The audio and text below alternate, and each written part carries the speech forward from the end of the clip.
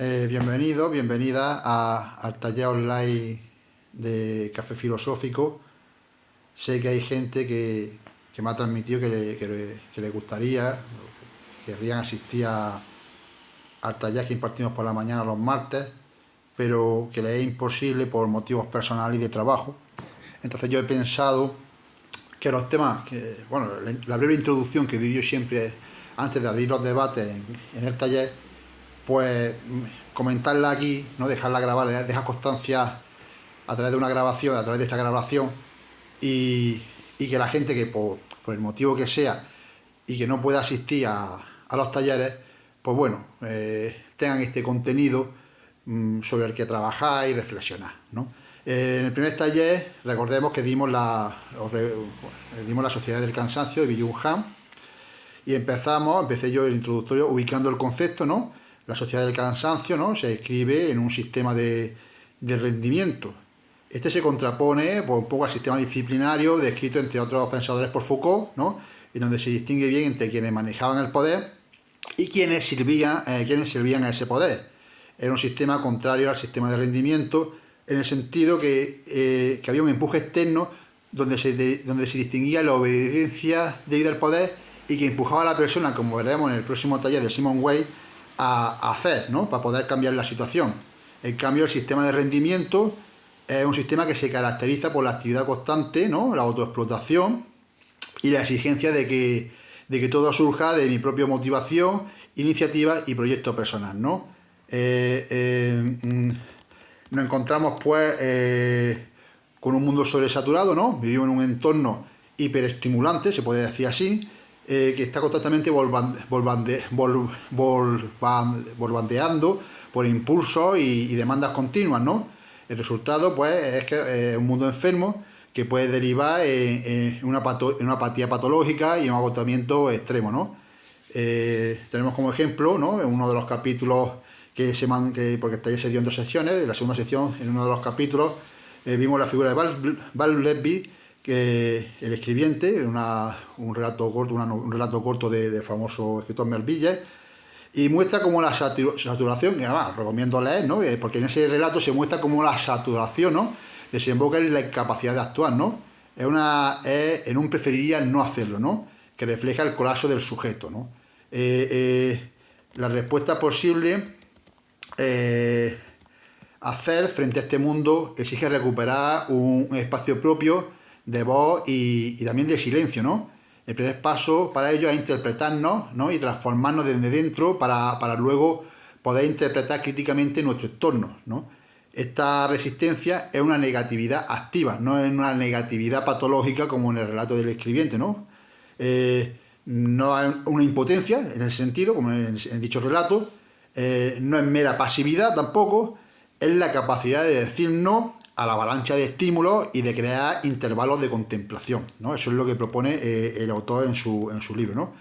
Entonces aquí hay una clave que debemos tener en cuenta, ¿no? Resistir no significa huir, sino reconquistar la capacidad de pausa y de interrupción, ¿no?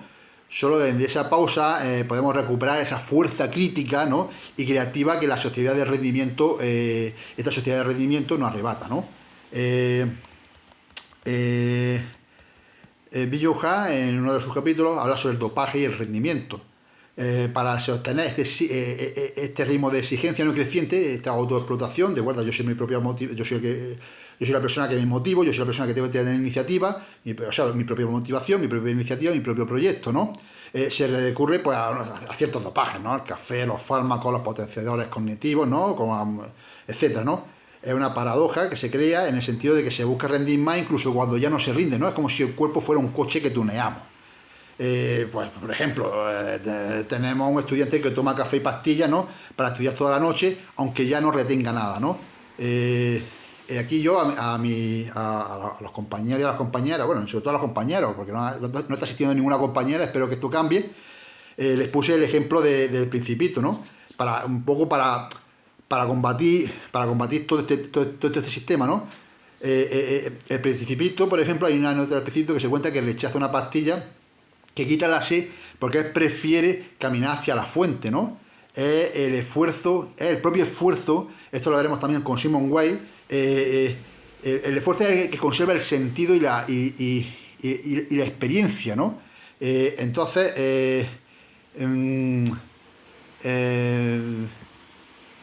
detrás de este negocio farmacéutico y la ilusión de igualdad cognitiva, ¿no? Que en realidad genera nuevas desigualdades, ¿no? Los que controlan el negocio y los que no, o los que controlan los poderes de producción y el resto. Desde luego que este libro en algunos aspectos está muy desactualizado, ¿no? Eso también lo comenté en el taller, sobre todo hoy en día con el tema de la inteligencia artificial, porque las reflexiones van ahora por ahí, ¿no? Entonces, con todo esto nos encontramos, con todo este tipo de dopaje, con todo lo que ya hemos visto, nos encontramos con una especie de despersonalización, una despersonalización, ¿no? El ser humano empieza a ser tratado como una máquina, ¿no? Simon Weil, en otro librito suyo, El hombre y lo sagrado, no me acuerdo muy bien el título, un librito muy pequeñito, habla que se pierde el concepto del sagrado de la persona y el valor del cuerpo como un todo, ¿no? Ejemplo, pues tenemos los trabajadores que son medidos por métricas de productividad como si fueran un robot, ¿no?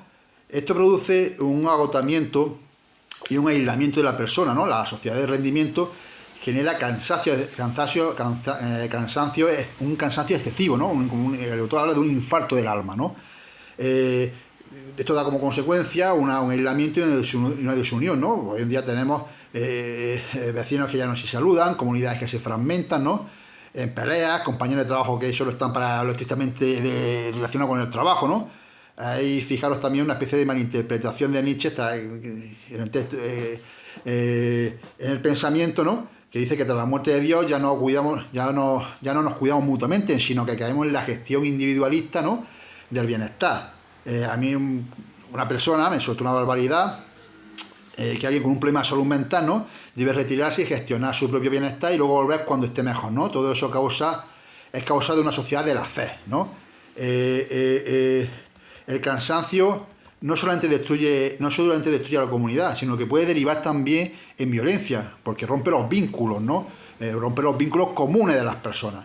No hace falta explicación, lo estamos viviendo ya en nuestra vida cotidiana, ¿no? La sociedad del cansancio deriva en violencia porque terminamos cansados los unos de los otros, ¿no? Los otros con sus problemas, con los obstáculos que nos ofrecen, los otros que nos ofrecen motivación, que nos ofrecen iniciativa, que no ofrecen su propio proyecto y por lo que no cabe ninguna justificación.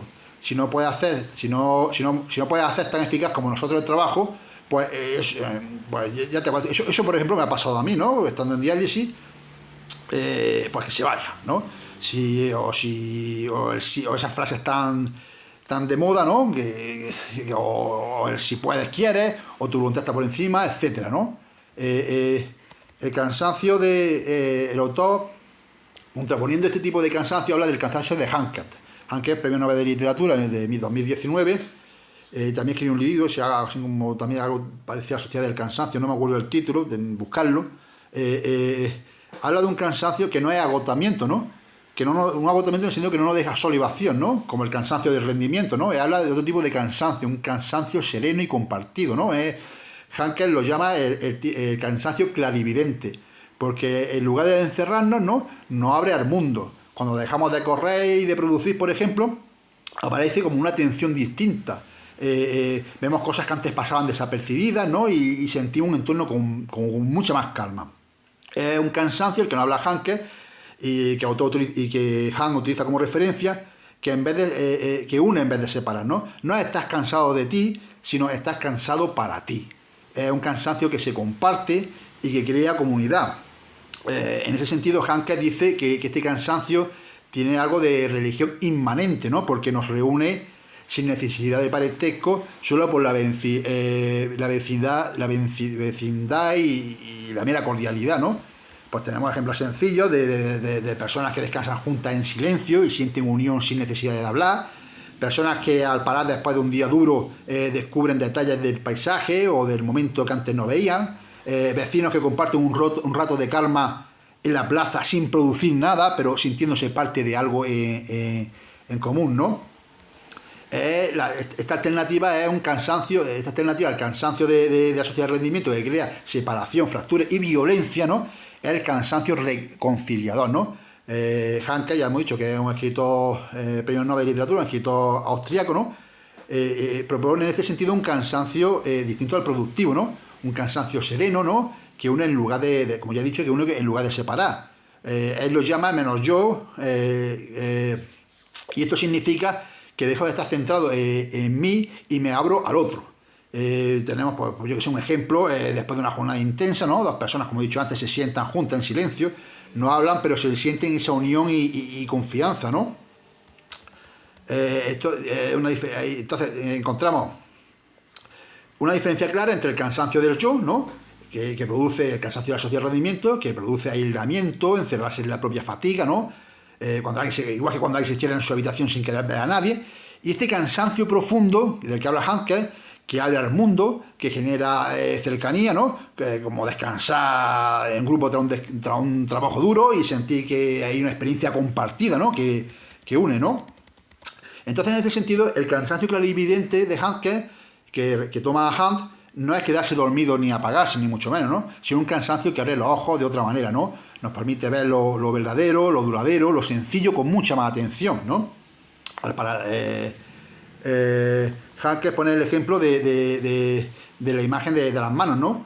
La mano que agarra fuerte, ¿no? La mano y es una representación del trabajo y la presión constante, ¿no? Y la mano que juegue suelta, ¿no? Que abre espacio para la creatividad y la cordialidad, ¿no? Por ejemplo, el niño que aprieta el juguete fuerte, esto es mío, o el niño que suelta el juguete y empieza a inventar un juego libre con él o junto con otro, ¿entiendes? Este cansancio no es del yo agotado, sino un cansancio compartido. Ya no estoy cansado de ti, vuelvo a repetir, sino cansado para ti. Y se basa en la potencia negativa, o sea, la facultad de no hacer, que libere y crea comunidad. Descansar junto en un banco, ya lo he dicho, sin producir nada. Bueno, o vecinos que comparten momentos de calma, ¿no? Y bueno, no sé si he entendido muy bien la explicación, lo he intentado dar lo más rápido posible porque tampoco quiero agobiaros mucho, son 12 minutos lo que llevo ya.